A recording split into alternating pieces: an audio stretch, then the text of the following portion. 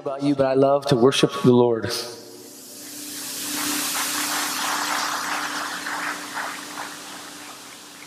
so thankful. I don't usually sit down and say, I'd like to write a song. It's usually I'm just worshiping the Lord, and then something just comes while I'm worshiping Him. I'm so excited about that. Can you turn this down up here in the monitor? It doesn't work for some reason up here now. But it's so great to be here in Texas, especially with my wife, Jeannie, who doesn't always get to travel with me. Thanks for coming, Jeannie.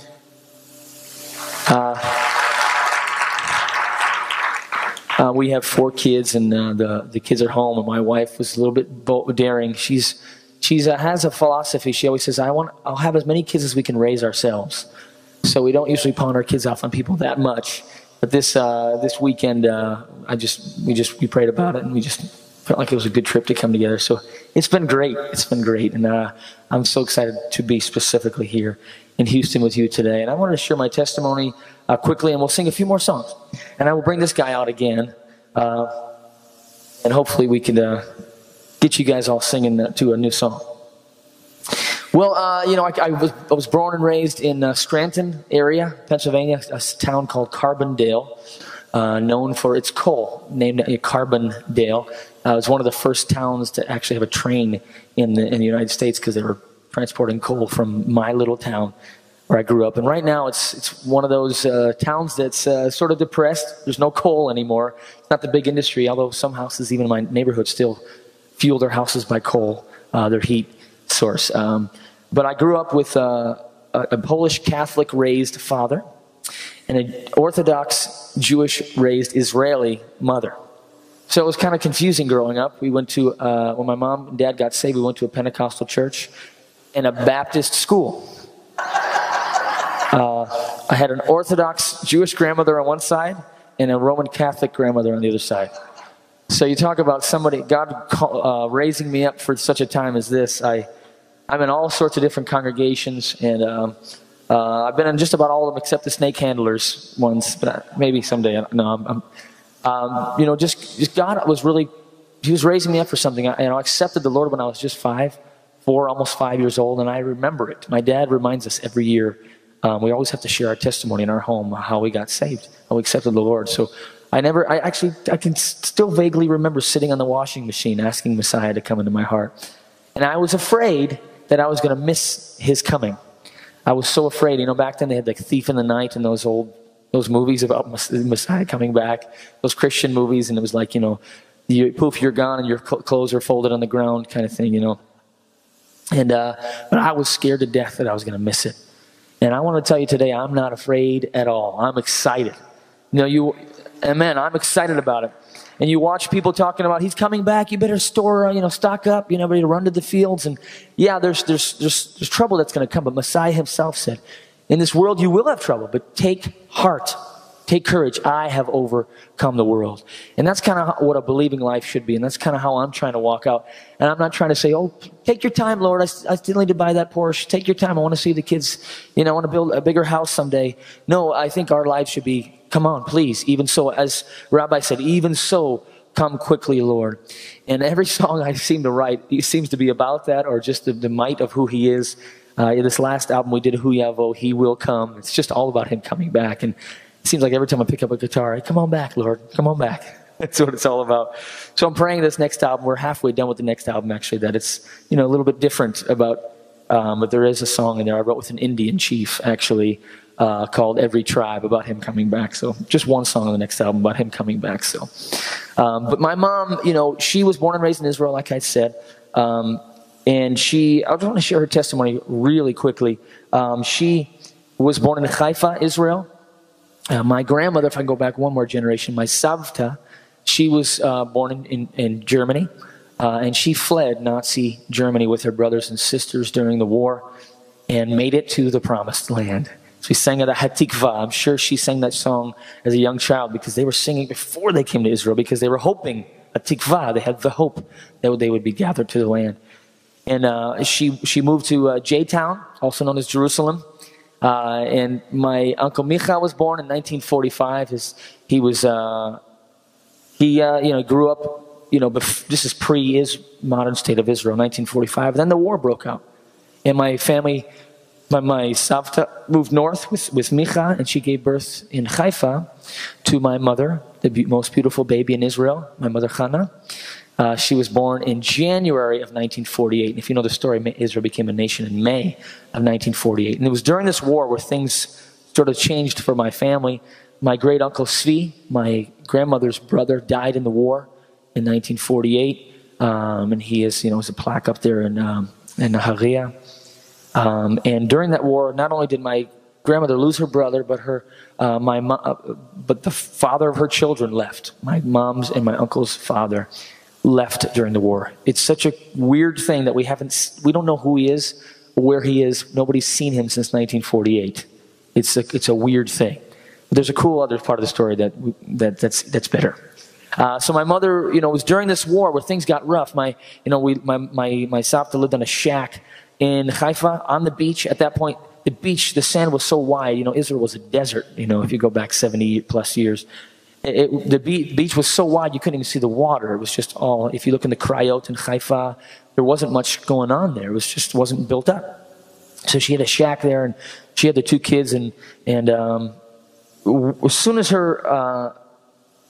as my grandfather left, my grandmother was just left, she's like, what am I supposed to do? I have two little kids, a 3-year-old and a brand new baby, and she had nobody to help her. She didn't know how to do it. I don't know the full story. All I know is that she was a single mom, and she had given the kids up for adoption. So my mother and Micha went to the orphanage. I believe it was Mossad Ahava. It's still there, and it's more of a foster home near Haifa. And they were given up for adoption right away. My Uncle Micha was adopted into a secular Jewish family. By the way, my grandmother's name was Ruth Epstein. Micha was adopted into a secular Jewish family, the Peled family, and he grew up in a kibbutz. He's still there today. My mother was adopted into an Orthodox couple's home who couldn't have children. Also, the same, very similar story. My mom's adopted mother fled Nazi Germany, and my adopted mother, who I know most of the story about because I grew up with her. But my adopted grandmother, my adopted Savta, had my mom, and 6 years later, my mom was 6 years old. Her husband had died, so another single mother situation. My adopted grandmother decided she can't raise this baby by herself, so she put my mother in the orphanage for the second time, although my mother thought it was for the first time. She didn't know she was even adopted. So she was there for 2, 3, 4, 5, almost 6 years left in the orphanage till she was 6 to 11 years old. And one day she gets a call. One of the workers comes up to my mother and says, Hannah, we have good news for you. You're going to America. And my mother cried. She didn't want to leave Israel. It was her home, even though she grew up in an orphanage. Even to this day, she always said, I always felt no greater sense of community than I did living in an orphanage in Israel. And she has wonderful people here, but just that community, that pulling together, probably because it was adopted grandmother had to take her back as she legally belonged to her. They couldn't readopt her, so they shipped her on a plane to live with my adopted grandmother, who had since moved to America. And we fell in love with her. She just had a hard life. She just lost almost every single family member in the Holocaust. And less than a decade later, she has an adopted daughter, but her husband dies in Israel. She's like, I'm going to go to this America, this land of promise. So she came to America, and it was funny listening to them growing up. They'd always speak either German, Czechoslovakian, Hebrew, Yiddish, or English. So whenever they're trying to sneak something around me, they'd pick a language. And even when the nurses would come in, my grandmother, she lived through survived leaving the Holocaust. So she always thought that somebody was out to get her. So when the nurses would be in, she'd always speak in Yiddish to me. And I'm like, Savta, I don't understand. Don't understand. But the cool part of this story, and it's almost over, my mom, she came to America, met my dad, of course, which I shared a little bit about my dad. And my dad, he has this Jewish wife now. My mother always felt this closeness to God, but she said, I never saw it in Orthodox Judaism. She said, there was always something blank. I didn't see it in the neighborhood in New York City where I lived, she said, but I knew there was a God. And she started listening to her favorite singer, Elvis Presley. And guess what her favorite songs were? The gospel songs. She loved Elvis Presley's gospel songs. And the Lord was doing something in her heart. She loved Elvis's gospel songs. And my dad was invited to this Full Gospel Businessmen's Association meeting in 1977. And my mom wasn't a believer. She didn't really know what to do. My dad is the oldest of 9 kids. He has this huge family. And my mom is an only adopted child. And she still didn't even feel connected to her mother. And here she's invited to this thing. And she had all these people telling her all the time, Chana or Chana, because they couldn't pronounce her name. Chana, take your pick. Either you're a Jew or you're a Christian. And she used to get like kind of frustrated. She's like, I don't understand. Do the Italians have to stop becoming Italian?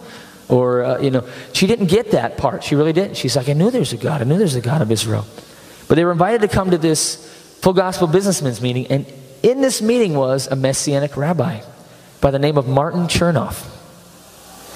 And Martin Chernoff stood up there. And I wish I'd met him. I never got a chance to meet him. But I know his family really well because we go to Beth Yeshua in Philly.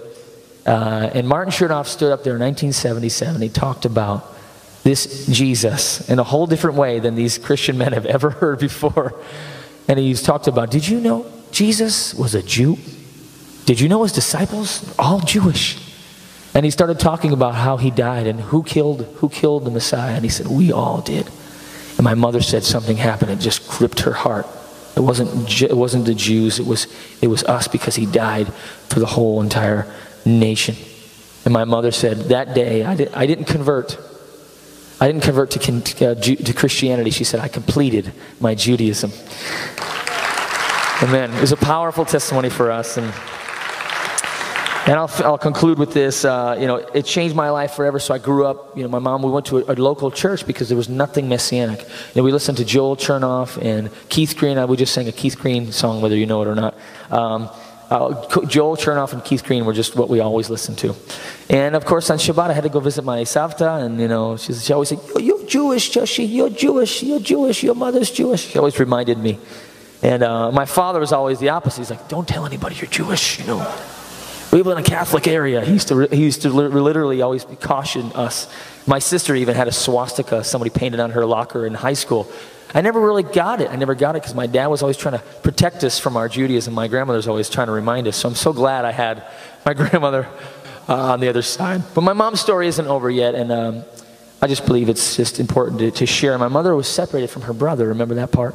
Her brother lived in the kibbutz. They were separated in 1948. My mother started doing some research, and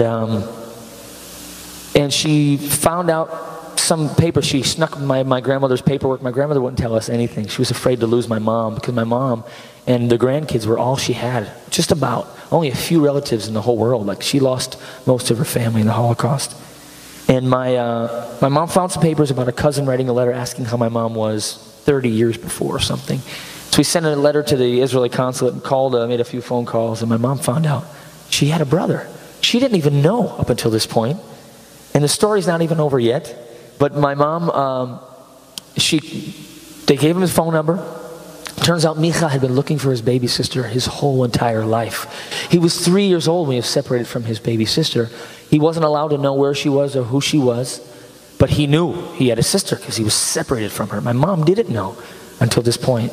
And she made a phone call, and she got on the phone with Micha, and it just changed her life. I remember thinking, I just couldn't believe seeing my mom smile the way she smiled, or just weeping on the phone.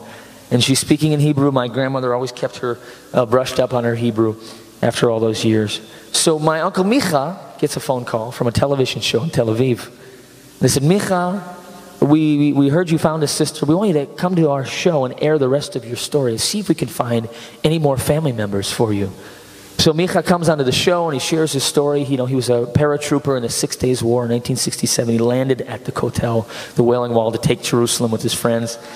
And he just has these crazy stories. And he said, I remember this little girl.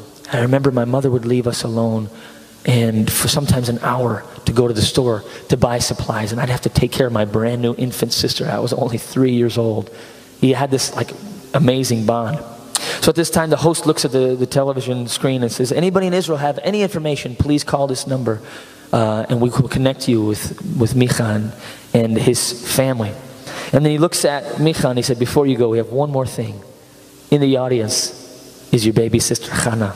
And they flew my mother out to meet him for the first time on national television after 50 years, 1948 to to 1998, and it was the most incredible reunion ever. The whole time he had his arm around my mom, his little sister, and his fingers were just squeezing her arm like he never ever wanted to let her go again. And I remember when he walked out, he was so nervous, he was smoking a cigarette, and my mom said, "Why are you smoking a cigarette? It's bad for you." And he takes the cigarette, he puts it out.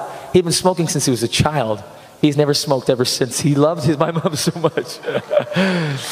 As a matter of fact, he didn't even believe in God, but really one of the first things he said when he met my mom, he said, Yesh Elohim, Yesh Elohim, there is a God. There is a God. And he doesn't know Messiah yet, so if you can keep him in prayer.